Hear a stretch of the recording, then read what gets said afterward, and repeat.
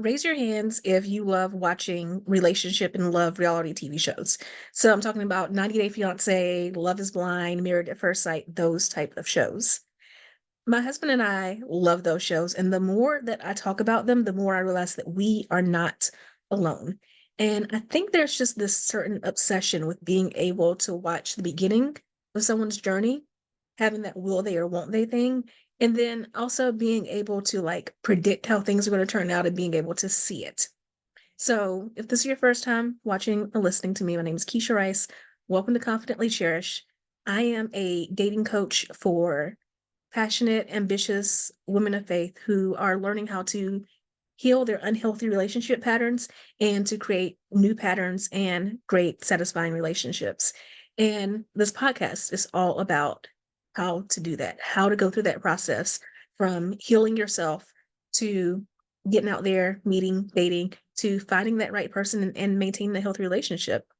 And in this theme of, being able to follow that journey and seeing what it's like to go from dating, especially, in a big city where there's a larger pool, but also some larger pitfalls, to finally being able to meet the one and have that, lifetime romance. I wanted to introduce someone to you. Her name is Keisha Peart. She is on TikTok at Your Dating Tip Bestie. And Keisha's account started with her journey being single in New York City to, dating, to meeting someone, and now she's engaged, and you can follow her as she plans her wedding. And yes, I know it's a little confusing that we have two Keishas in this episode, me and her. But I hope you enjoy this episode. And quick caveat, I recorded this on a busy day, so it is recorded in the car. The audio is a little bit different. And my hair is also a little bit messy because the wind was disrespectful that day. But great episode. Love talking to Keisha, and I know that you are going to love this episode. So without further ado, here's Keisha Pert. Keisha, tell us a little bit about your journey. I currently live in New York City. I grew up in Florida though, but I live in New York City and I am now engaged, but I was in the dating scene for a very long time.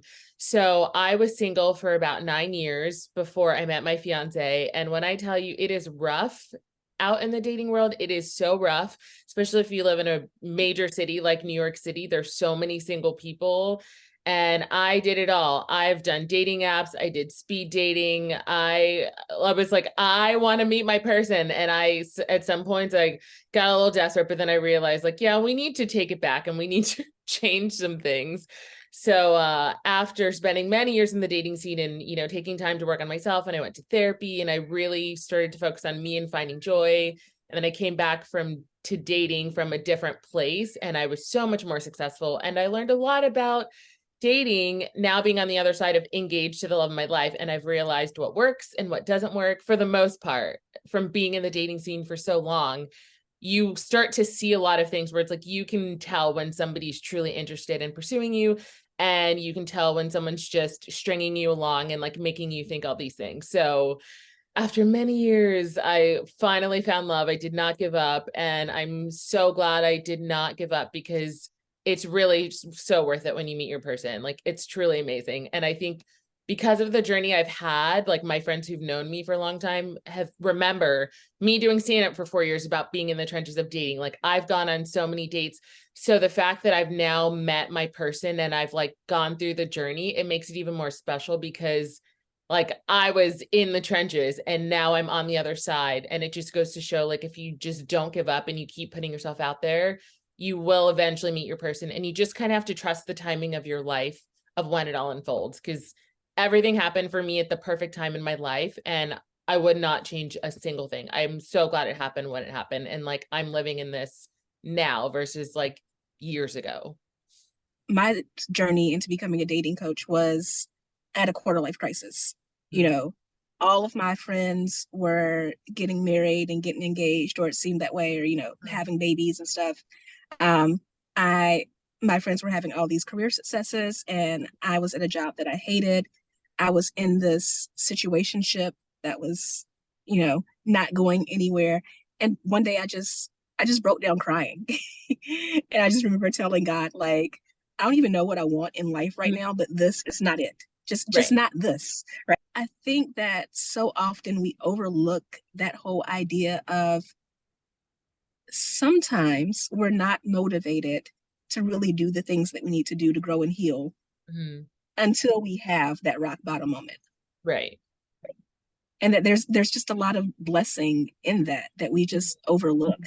Um, I think that's really hard for people because they get on social media Mhm. and they see people's highlight reels, Yep. And they right? don't see all the other stuff. It's like people always say like social media is not a real place because nobody wants to post the bad. They only want to post the good. So we look and we're like, oh, they have this perfect everything. When behind closed doors, we're not seeing all the other stuff or the things it took to get them there. We're just seeing like the result of all of the hard work or all of the trials that someone has gone through to, get to where they are. But yeah, it's no one wants to show the bad because what fun is that to see the bad? But it's so important because nobody in life is perfect. Like we all have things we have to go through. So being able to see both sides, I think is so important.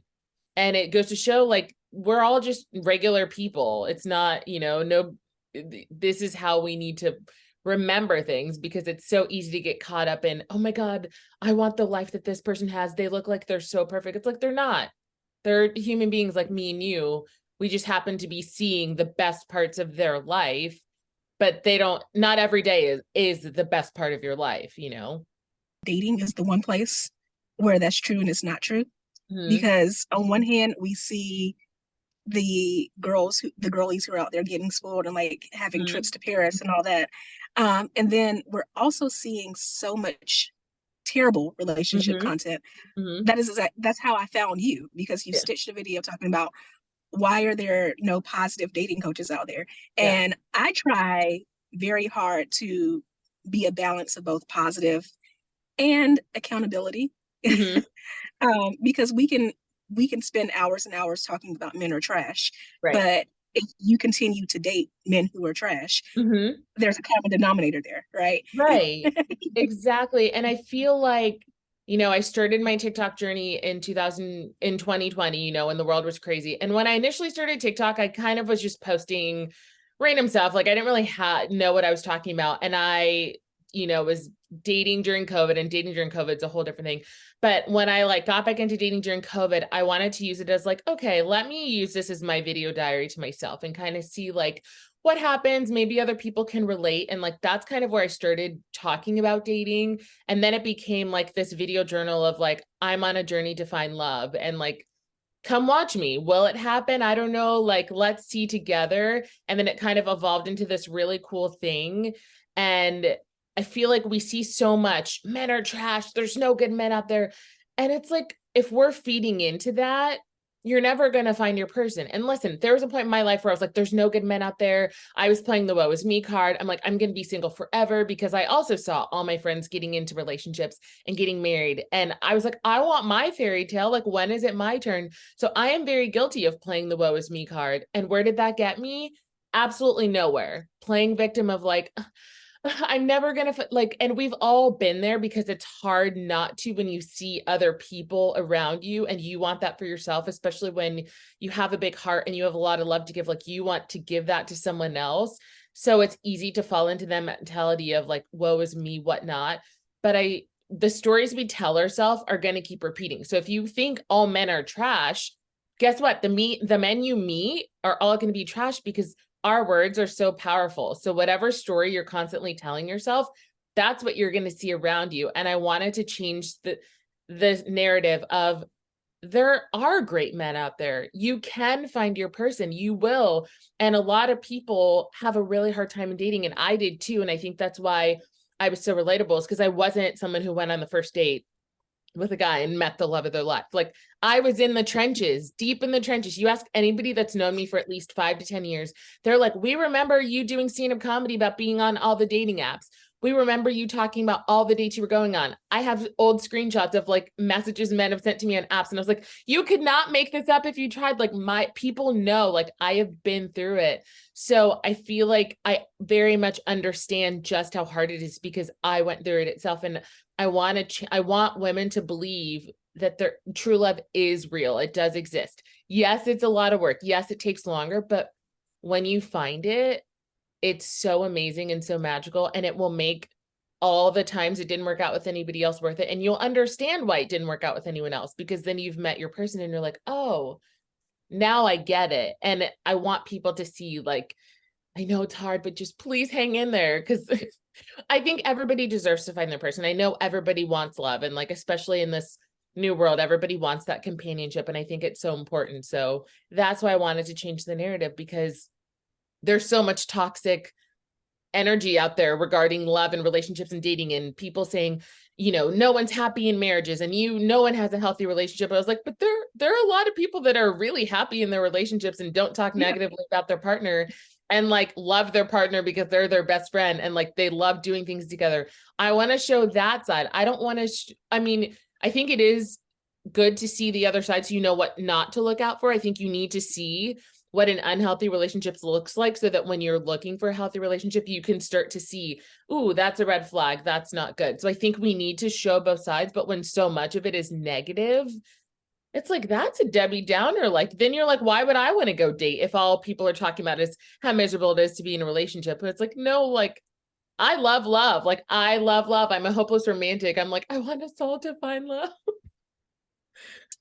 I talk so much in my content about feminine energy and how it is important that we really embrace that in ourselves, because as women, we have both masculine and feminine energy. Right. But the fact is, I never have to tell my clients how to embrace their masculine energy. They're very good at that, right? And one of the things that I see is, no offense to men, but when you look at the whole incel movement and everything, a lot of us women are becoming like the men in that negative space and negative content. And it's like, this is not one of this is not one of the times where you should be following men's examples. Right. Like, Exactly. Like, and because there really are good people out there who have a good heart, and we need to be looking for those people and stop focusing on the negative. Yeah, it's true. But I feel like I definitely see your point, where there's that whole world of men who like hate women because they never got attention and whatnot. And you look at the big picture, and it's like, you really need to look inside, and you need to do some work on yourself, and work through that, because that's coming from some place of insecurity.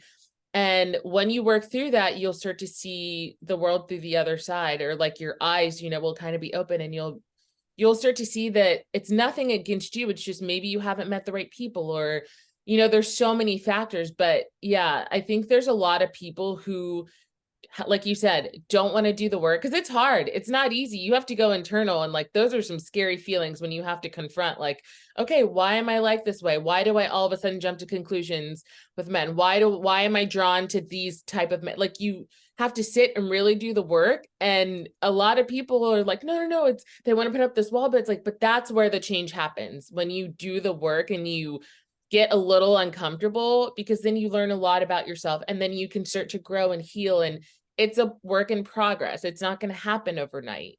But if you're just doing a little bit, the saying, if you get 1% better each day, you're making progress. So it's like, if you approach it, if you're just doing a little bit more each day to kind of work and grow and heal and learn, that's what it's about. And we'll never stop growing and learning. I think you always have room to grow, no matter, even if you've done the work. We're always going to be trying to be better each day. for me, when you talk about it being hard and doing the work, it kind of grates my nerves when I hear people say that marriage is hard. Because Right? I'm a few steps ahead of you. So you're engaged. I've been married for 4 years now. Okay. And marriage is intentionality. Right. Right? Like, you definitely have to put in the effort. You have to make the time, you have to make the commitment. Right. But the hard work is supposed to come before the marriage, honestly. Right. Like, Yeah. it's the working on yourself, it's the healing yourself, it's the learning the communication skills, it is the getting clear on what you want, what your Right. needs are, what your boundaries are. Right. If you're doing all of that stuff, if you're doing the hard stuff before you get married, marriage itself is not hard. That, and if you do like all the stuff you just mentioned, if you're doing all that paired with the right partner, because you could do all that work and be matched with an incompatible partner, and then it's going to feel hard. But when you do all that stuff, like learning your boundaries, getting specific in what you want out of a relationship and for your life, and you do that, and then you pair that with someone who is the right match for you together, it's like, not saying there's not going to be, you know, hard times, because every relationship has their little kerfuffles and whatnot, but it generally feels easy. Like I tell people, I was like, this is my first serious relationship ever. I dated, you know, a lot through my time in New York, but it was very casual. Nothing ever really past 2 or 3 months. And, you know, I didn't really date in high school. I was a late bloomer. So I was kind of an awkward kid. I didn't really come into myself till like my mid to late 20s. That's when I kind of started dating and whatnot. But even though this is my first relationship ever, I haven't dated a ton. I'm like, it feels so easy because my fiance is such a great partner, and like we really complement each other. I almost say like we're the same person in different bodies. Like our brains are so in sync. It's scary sometimes. I'm like, get out of my brain. But I tell people, it's like, it feels just easy. And not to say we haven't had our, you know, road bumps, but because we've both done the work, when we hit those road bumps, we have very good communication. Like we have very open communication. That's something we established when we first started dating. It makes navigating those road bumps so much easier. So it doesn't feel hard. It just feels like, okay, we're in a little bit of a road bump today. How do we just get over the road bump? But I say it doesn't feel hard. Struggle love should not be a thing. Like, and I feel like, I think I've seen some of your stuff on struggle love. Like we were taught when we were younger, you know, well, your father and I were together and we, you know, powered through this. It's like, but that's not We what it's hated supposed each to other, be. but we sucked it up.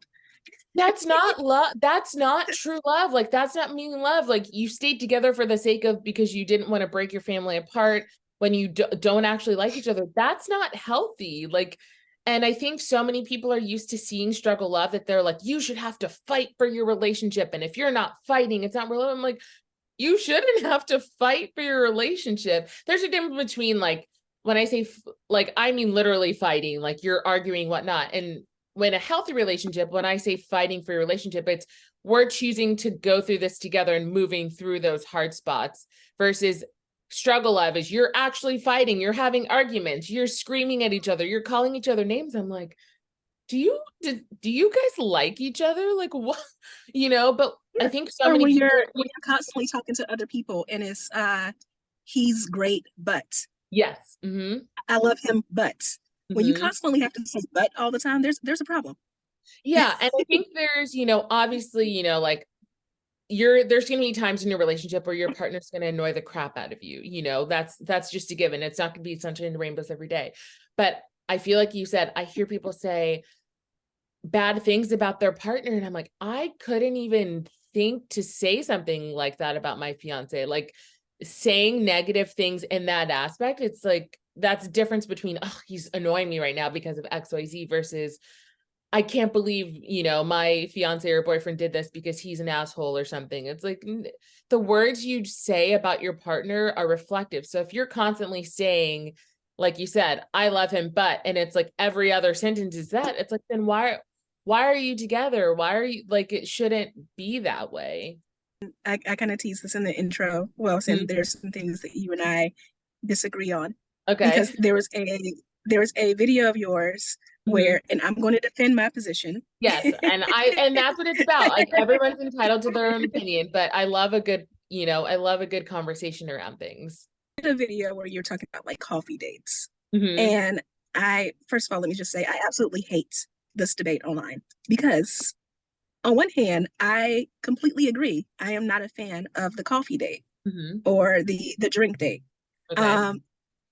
On the other hand, I disagree with why most women are saying this online who are saying that, because these are the women who are like, if a man doesn't spend $1,000 on the first date, then like he's trash. Right. So for me, I think, especially since the pandemic, technology has become so great. Like I'm personally a fan of online meeting, not online dating. Meet people on the app, get off as quickly as possible. You know, I think you don't need coffee dates because I think you can do Zoom, Google Meets, FaceTime. I think you can have that video date first So I and talk a accomplish lot what you would about accomplish in video a coffee dates. date.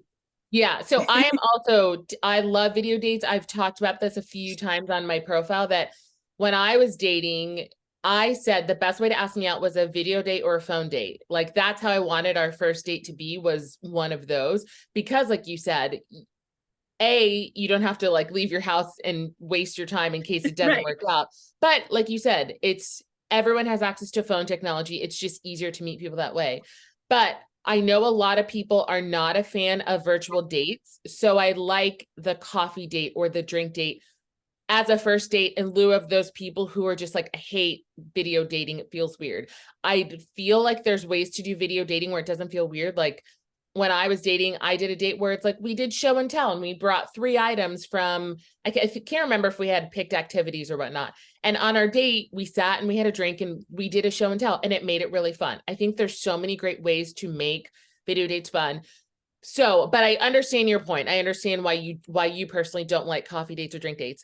I think the reason why I think those are great for first dates is because the whole purpose of a first date is to see if you even connect. Do we even like each other's company?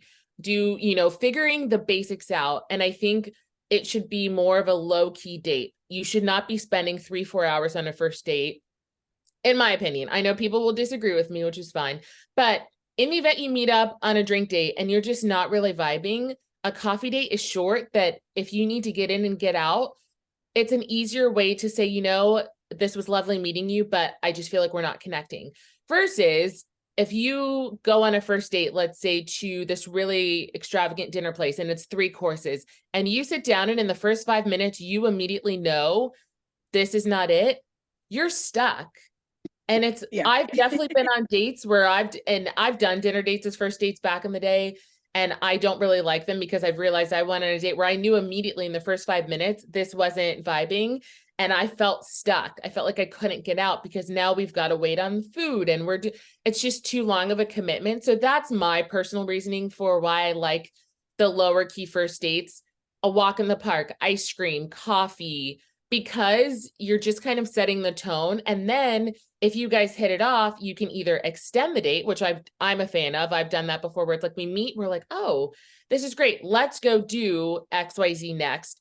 Or you still keep it short and you save the second date for whatever the next is be. So I understand your point of why you don't like coffee dates or drink dates. I just like them for the purpose of they're more low key, and an initial meeting, if you don't hit it off with someone, you don't have to feel stuck on a 3-hour date. Cause I've been on dates where it's like, I'm kicking myself because I felt stuck and I didn't know how to get out. So you just sit there and you grin and bear it to like try to be nice. And if I were back in the dating scene now and I ended up on one of those dates, I would speak up because looking back, it's like, it wasn't fun to sit there knowing I hate being here. I'm also of meet early. Like I would meet someone, we'd chat enough to have a conversation. Let's chat. Can you hold a conversation and not just 2 words? Great. If you've made an effort to hold a conversation within a few messages, let's set up that virtual date I say set it up within 2 to 5 days of that initial meeting. If you're waiting longer than a week to set up a date, it's usually not going to happen because people's attention spans now are so short that if you get that date in those first 3 to 5 days within initial contact, you have a much better success of getting on the date and then potentially seeing it through. So I'm with you. It's like, don't sit and chat for weeks on an app. That's how you end up in a situation. If you're not setting it up within the first week, like just forget it. Because you have a busy life, and also men know what they want. So like if a man is really interested in you, I think about the story about Kamala Harris and her husband and how they were set up together on a blind date. And after the first date, he like sent her his schedule for the month and was like, I know you're busy, but just like, let me know when you're available. Oh, I love that. Like you want a man with that type of personality. Yeah. Yeah, like when my fiance and I were first dating, we met up for a virtual date pretty quickly, and then after an hour, we decided to set up a first date. And after the end of every date that night, I heard from him being like, I want to see you again. When can we set up the next date? I never once had to question, am I going to see him again? Is he interested? He made it so clear. Like I legit, by the time I got home, for the most part, at the end of our dates, I would have a text from him saying, I would love to see you again. Please let me know when you're free. And it was consistent. It was never like 1 week I'd hear and the next week I wouldn't. After every date, I would always hear from him and he's like, I want to see you again. Please let me know when you're free. Let's set up another date. And the things I've learned from being in the dating scene is I love the saying because it's so true. If he likes you, you'll know. If he's not interested, you'll be left confused. And when I say that is the truest thing, because do you know how many times when I was dating, I always thought to myself, I don't even know if he likes me. Do you know how many times? And obviously, the more important is, do you like him? But you obviously want to make sure he's interested.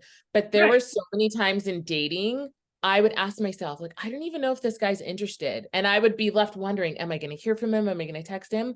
And then you meet a man who knows what he wants and he makes it so clear you'll never be left questioning. And that's the thing I want people to know.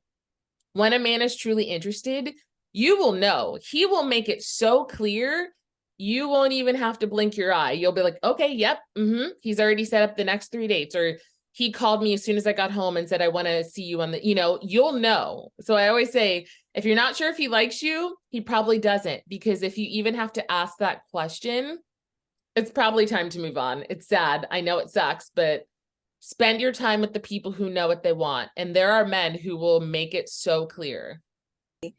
That is the difference between a man truly liking you and love bombing.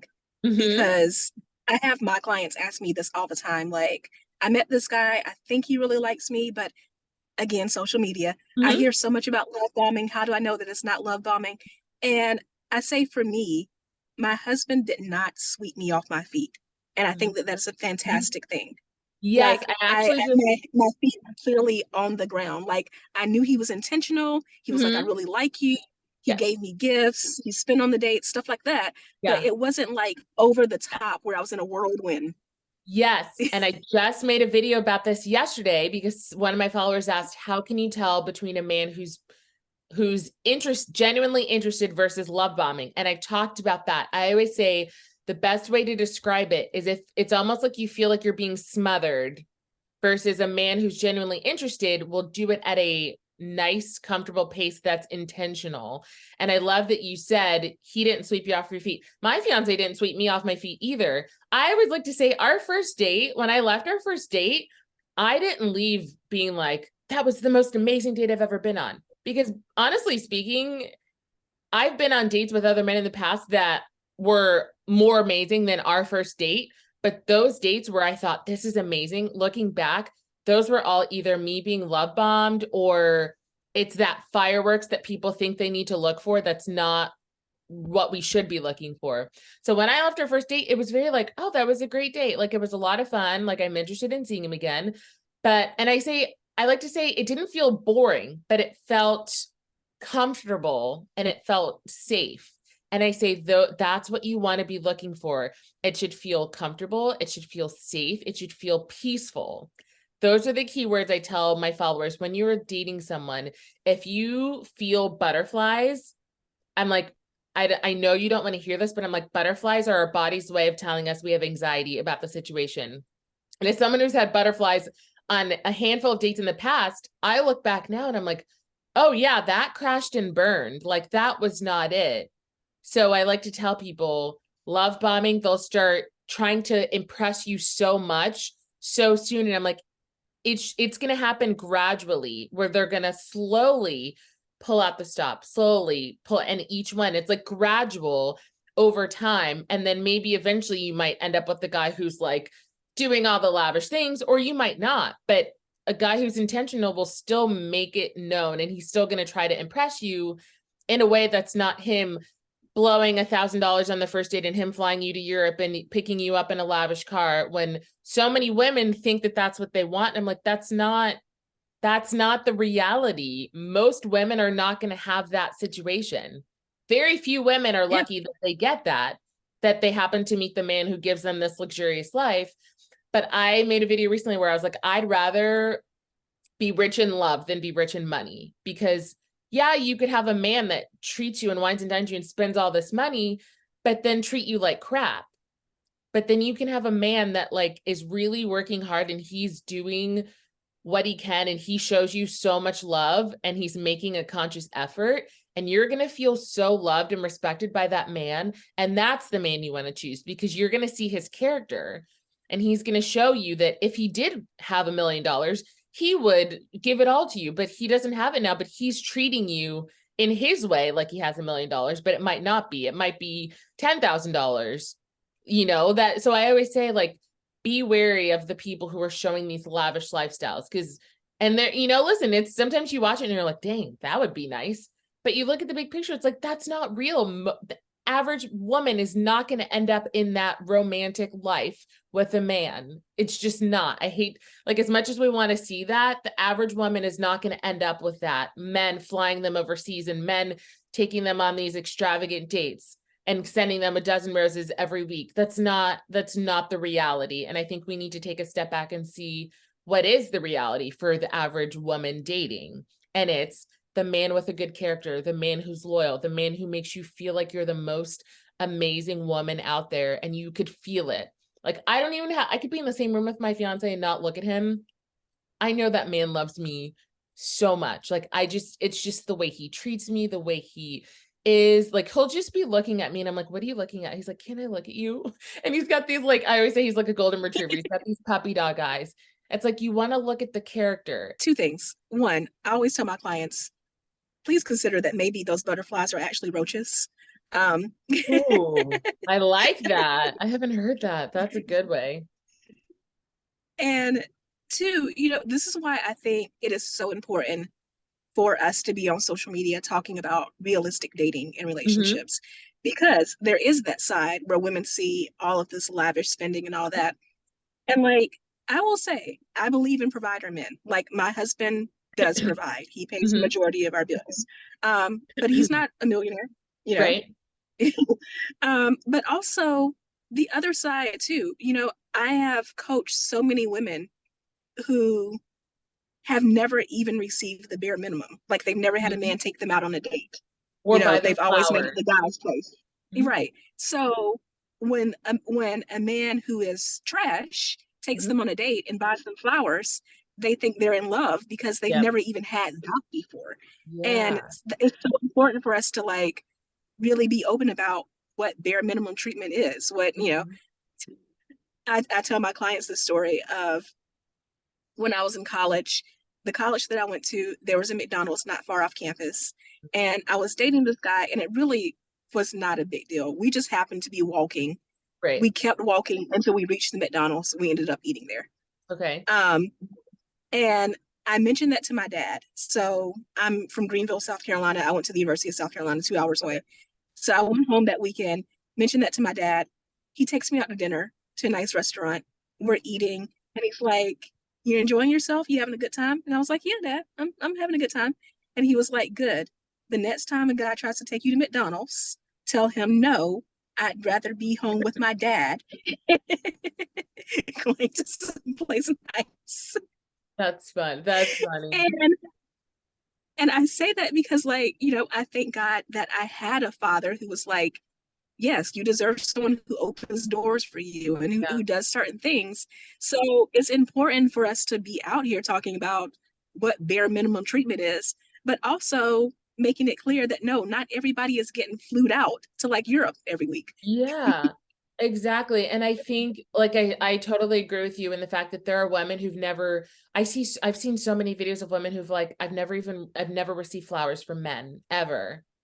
And it makes me so sad, because I feel like when a guy likes you, that's something that should just be willing to do no matter what. But there's women who've been in relationships with men and they're, like, begging. They have to beg for flowers or a card or something. And it's like, why are you, I'm thinking from the guy's perspective, why are you with a woman that you don't even want to do nice gestures for? I'm like, men are inherently romantic creatures when they meet the person they want to be. You hear it all the time. You'll see these men, they'll say, when you meet the woman you want to be with, why wouldn't you want to buy her flowers? Why wouldn't you want to wine and dine her? Why wouldn't you want to do this? And then you meet these men that are like, she's asking too much.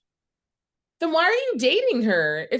And the saying, if I'm asking too much, go find less, which I love, because true, if I'm asking too much, if you think that me saying, I love flowers, I want that, and you think that's too much, then go find less. Go find the woman who doesn't want anything, which that makes me sad too, because I want women to, get all the treatment. But yeah, it's like, why wouldn't you want to do nice things for your partner? Like, wouldn't you want to put a smile on their face?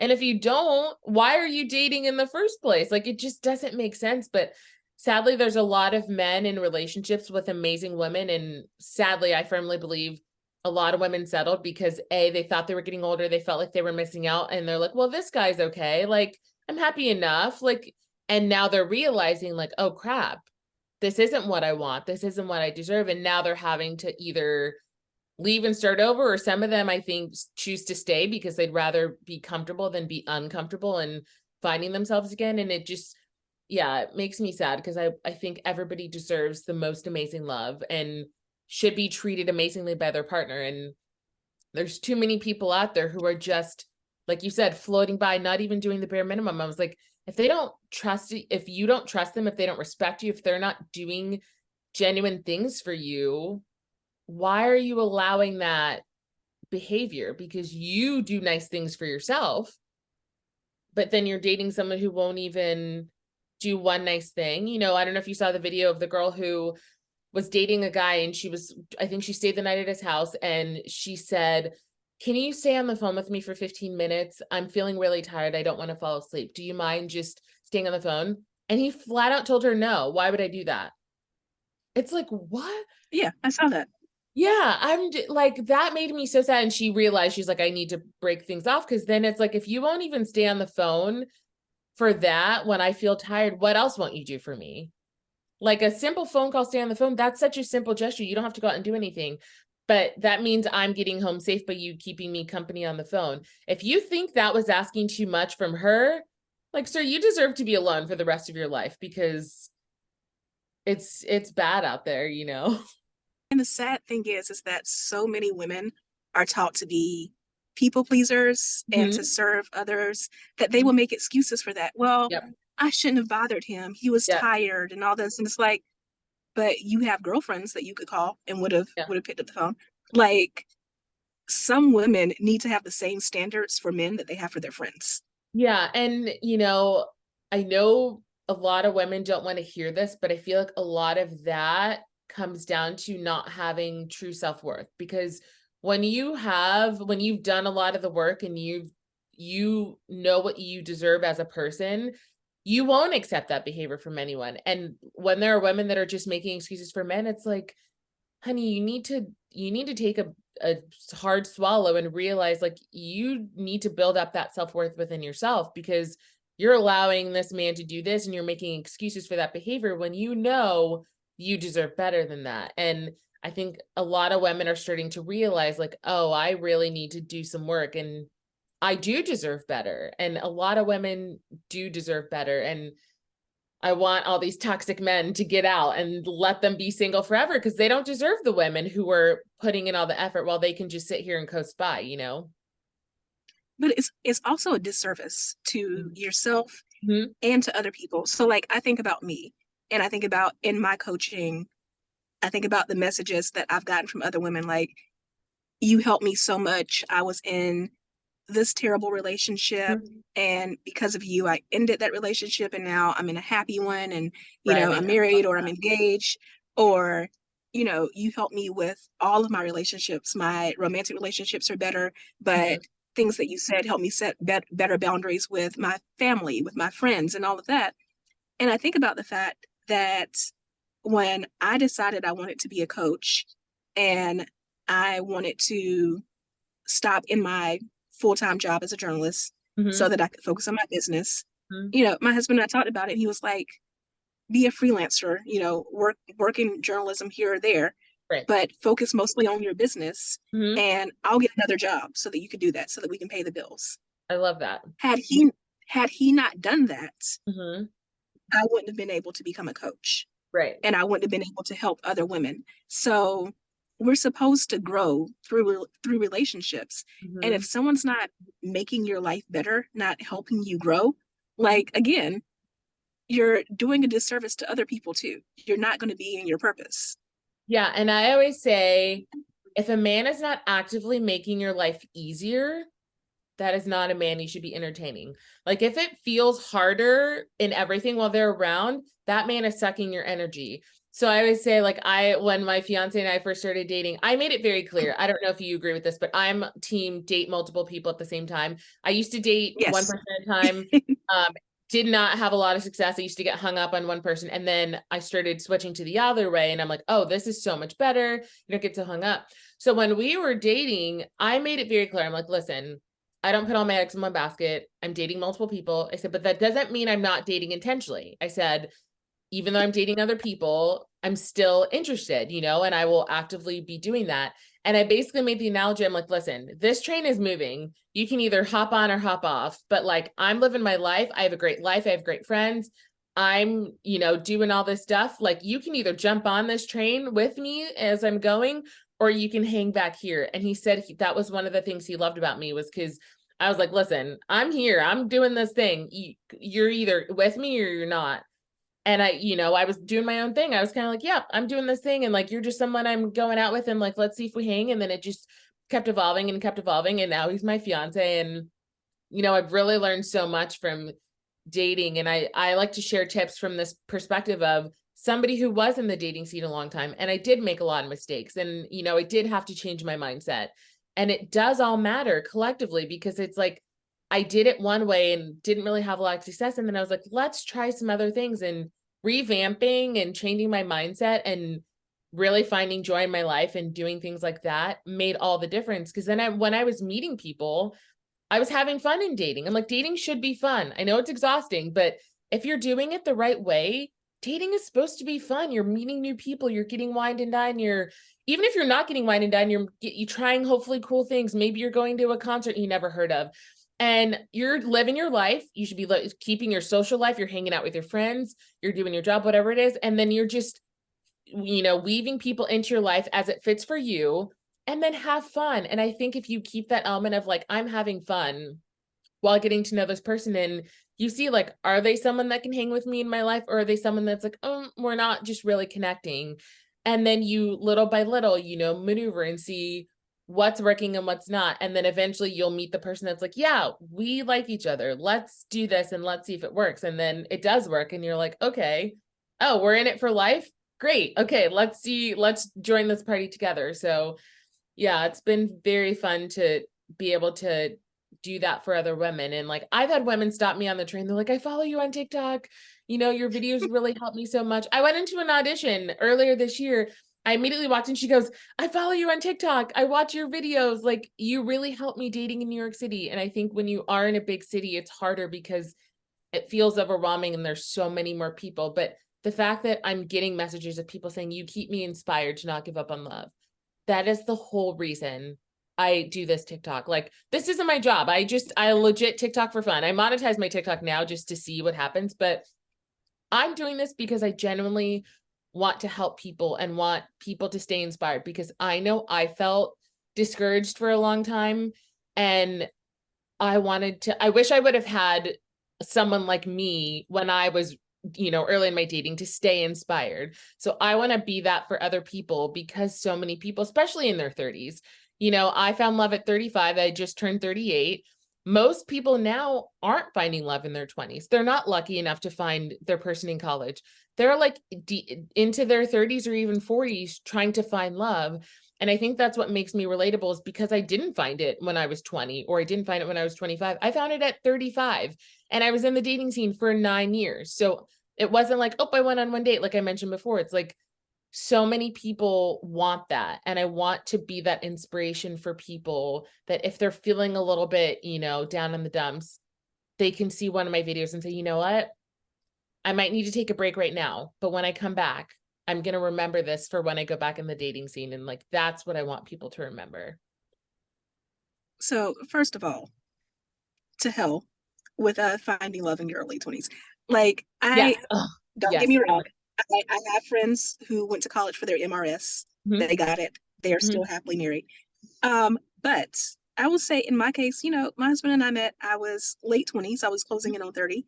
Mhm. And, in my case, I made the most out of my single season. You know what I mean? Mhm. Like, I did so much to build up my career. I Mhm. won all these awards. I traveled the world.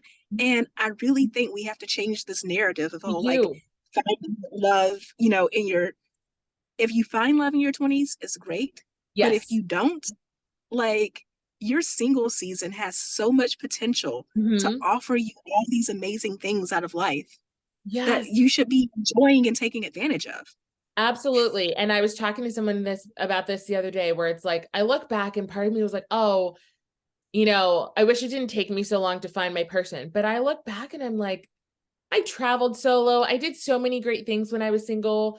Also, I firmly believe now your 20s are all for effing it all up. Make some mistakes, date the bad Yes. boys, date all the people that are not right for you long term, but you just want to have some fun. Make the mistakes, figure out what you like, figure out what you don't like. Use your 20s for getting all of that out. And then I like to say, once you hit that like 27, 28, then you can start to think about, okay, let's start thinking more long term. But like college age to like 26, do all the things, travel, work on your career, mess it all up, fail miserably. Because I feel like finding love in your 30s and 40s, you are so much clearer on what you want. You're more likely to not settle because you've realized a lot of people settled and you don't want that. And you get really clear on what your life is most likely going to look like, or have an idea, and how you want a person to fit into that life for you. In your 20s, you're still figuring out who you are. A lot of us didn't find ourselves till we were like mid to late 20s. So I couldn't imagine finding someone at 21, not really knowing who I was. Like, I'm a much different person now than I was even a year ago, even 2 years ago. So meeting someone at 21 and growing and changing before you've kind of come into your own, I think makes all the difference. So I'm a firm believer now. I'm like, wait till your late 20s to early 30s to even think about settling down and getting married. And if you don't want to get married, that's great. Some people just want a long-term partner. Still, don't even think about that till your late 20s or late 30s, because you've got to live life. You've experienced stuff. You've learned a lot about yourself. And then you're not bringing in, hopefully, all of that unhealed trauma and baggage from your early years, because you will have worked on yourself at least somewhat and you're continuing to work. But you're not going to bring all that stuff into this new relationship. So I'm like, forget finding love at 24. I'm like, wait till your 30s. 30s, I think, is a prime time to finding love, because yeah, you're just more clear about what you want, and you're not wasting your time on these boys, as I say, because boys are just fluffing around, whereas men know what they want. I mean, you're still going to meet boys at 35, which I'm like, how are you 35 and you don't know what you want? Like, I see videos of women Yeah. saying, I'm on an app and I see a man that says, I'm 35, don't know what I want. And for me, I'm like, what have you been doing all these years? But anyways, yes, I'm with you. Mess it all up in your 20s, have fun, be single, travel if that's what you want to do, take classes, do the weird thing. And then once you've got that life experience, you can bring that into your relationship. And yeah, I'm with you. I'm team 30s, 40s and up for finding love, because I think it's so much better. To quote Miss Frizzle from Magic School Bus, take chances, make mistakes, get messy. Mhm. So I also want to ask you, Yes. you and I are both Black women. Yes. And again, I love social media for opening people's eyes. Mhm. I myself am in an interracial marriage. My husband is Hispanic. Okay. But this whole divestment movement, Mhm. a lot of it is framed as like the key to happy relationships is to, well, in my case, go get a Hispanic man, but go get a white boy. Like Yeah. just, and it's like, I definitely think that Black women need to be more open. They need They to expand their numbers. But Yeah. it's not necessarily the right answer to just go Right. get someone who's not Black. Right. I think you need to do your due diligence, because there are amazing Black men out there that want to be the providers and who have worked on themselves and who are not bringing in all of that trauma. But sadly, there's a lot of Black men that don't believe in therapy. They think it's stupid. They don't want to work on themselves. And they're just bringing in this. Those are the Black men you need to stay away from, because they're only going to bring you more harm than good. So, not saying to just go out and look for an interracial relationship. There are great Black men out there, and you just have to seek those out who have done the work. But for a lot of women who are realizing, like, okay, there are interracial, people in interracial relationships that are having the love life that they want and dreamed of. And I like to say, like, don't count it out, date all kinds of races, I've dated a Black woman, I've dated white men. Obviously I'm engaged to a white man right now, my white kings, they say, I've gone out with Indian men, I've gone out with Spanish men, like, I kind of dated a bunch, or gone out on dates, not necessarily in relationships, but I like to say, go where you're treated amazingly. And if that's a Black man, great. If that's a white man, great. If that's a Hispanic man, that's an Indian man, whatever that is, but go where you are truly loved and respected instead of thinking you have to date a certain one. I like to say love is love. It shouldn't matter the color of the person's skin. Now, if you are dating interracially, you have to understand, especially like me as a Black woman dating a white man, I do have to understand, like, you just have to make sure you're having the right conversations. Because, like, especially Black women dating white men, there are white men out there, because you see it all the time, that's like, I've never dated a Black woman before, and I want you to be the first one. Stay away from those. They've got some fetish. Yeah, because there are men out there on apps. I would get messages that's like, I've never dated a Black woman. You'll be the first. And I'm like, get out of here with that.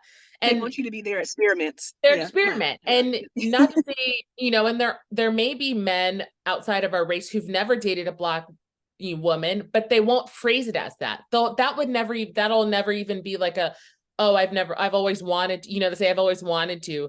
They'll maybe make it clear that they haven't, but it's gonna be in a way where it doesn't feel like it's a fetish or they're putting you on a pedestal. It's from a place of, I just want you to know I've never been in an interracial relationship. Let's navigate this together. And that's where you have, as long as you have that understanding. But yeah, I say go where you're loved. It shouldn't matter the color of the person's skin, but you just need to be having those conversations. So if you are in an interracial relationship, you are having those talks. You need to make sure, that the person's not racist and and they understand your culture. If you just need to make sure you're having the right conversations if you're choosing to interracially date. But I'm team date outside of your race if that's what you want to do. I'm team if you want to date inside of your race, go where you want to go. But when Black women, I think, definitely need to be open, because there are statistics now that show the happiest couples and the lowest divorce rates are Black women and white men. And there's a lot of statistics that show that, and happier couples. Like you see, and I'm telling you, there's some white men out there that will love you like you've never been loved in your whole life. And like that's why I say go where you're loved. Because at the end of the day, it's going to be you two. And then if you choose to have a family, obviously that'll come later, but it's going to be the two of you together. So you just have to be careful with who you're picking as your partner, because you want to make sure it's somebody that's going to bring you up, someone who looks at you as a teammate, as a partnership, and not I'm in competition with you. Because sadly, there are men who, say the woman is making more money in the relationship. He's going to look at that as like, oh, well, why is she making more money than me? Like, it's a competition. It's like, no, who cares? You just want to make sure you're picking the partner who sees you as a partner, who sees you as a teammate, who is your cheerleader, who is your support system. Like you said, your husband supported you when you chose to go on this journey. That is so important, because if you don't have a partner who is supportive, it's not fun to be fighting with that. So yeah, really being cautious. But yeah, I think a lot of Black women need to be open to the idea and just date, explore, date and see what you find. And who knows, maybe you'll find your Prince Charming. I always tell my clients there's trash in every race. Yes. There are kings in every race. Yes. But at the end of the day, dating is a numbers game. Like, it is. Expanding your pool is always a good decision, in my opinion. Yeah. And I always like to say, like, when I was dating multiple people, I never really juggled more than 4 at a time, because I feel like any more than 4 gets a little like hard, But I always You're say, forgetting like, details. Yeah. yeah, it's like it just gets hard keeping track, because before I had a dating journal, my best friend got it for me when I was dating. So I kept a journal, and that would help me get really details. Before that, I think I had a whiteboard when I lived with roommates, and I would like make notes on there of like who was who. But then it's like, if you've got your rotation of people, if one person falls out, it's like, great, you still have other people, and then you can add another person in, and it's like you keep this bouncing back and forth until you reach the person where it's like, oh yeah, let's do this together. But I'm team, like, yeah, got to keep that roster going. And it also just boosts your self-esteem. It like does. when you're only dating one-on-one, and then rejection happens because it's inevitable. Yes. It's a hit.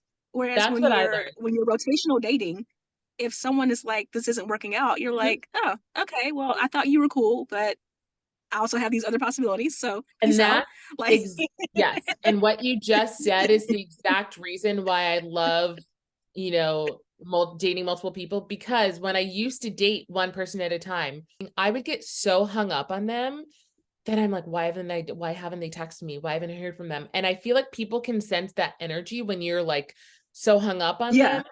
And it wasn't good for my mental health because I would just think about them nonstop. And then when I started switching to multi-dating, like you said, if one person cuts things off, you're kind of like, oh, that sucks. But then you're like, oh, you know what? I still have 3 great guys I'm talking to. Let's keep going. And I just think it frees up the space for you to just enjoy dating and have fun. And then you're like, cool, I haven't heard from XYZ. Blocked, deleted, next, whatnot. But I think it makes it so much more fun. And I think it's so much better for your mental health. But I always say, tell people, I was like, just make it known if you choose to date multiple people that you are dating multiple people, but you're dating intentionally. So it doesn't mean you're half-assing it with one and not the other. Like, I think a lot of people are afraid, like, how can you intentionally date multiple people? I'm like, you can. You just make it clear and you see who you're connecting with, and you just, if at some point you're not feeling it, you let the person know. But you just have to be upfront and honest, and you say, I'm not putting all my eggs in this basket, but I'm definitely interested in getting to know you and seeing where this goes. And that's all you have to say. And then let them decide what they want to do with that information. and men who can't handle it often have low self-esteem and you really don't want to Yep. deal with them anyways. Mm-hmm. But no, Okay. Kisha, I could talk to you forever, Yeah, but this has been so much fun. Thank you so much for it having really me. has been. How can people follow you and get more of your great dating advice? On TikTok, it is Your Dating Tip Bestie. So YOUR Dating Tip Bestie. That is my TikTok. I'm on Instagram as Kisha, KISHA PEART. I post most of my acting stuff and like personal stuff on there. I'm also a baker. So if you like baking, you can find me at The Baking Actress, where I post a lot of my fun bakes. But yeah, come follow me on TikTok. You can see I'm doing some wedding content. I've taken a little break, but you can also see me on my journey to like planning a wedding. And I just TikTok about things. I love stitching people and hearing people's ideas. So I love just having an open conversation, and I hope more people can find my videos valuable. So yeah, come on over to the positive side of TikTok, because we get that negative energy out of here. Also on Instagram and on TikTok, I am at Kisha Rice, KESHIA. Yes, because we both have Keishas that are spelled differently. But yeah, tag both of us and like let us know how much you enjoyed this episode. And again, Kisha, thank you so much for joining me, and I hope you have a great So day. much, Kisha. Thank you.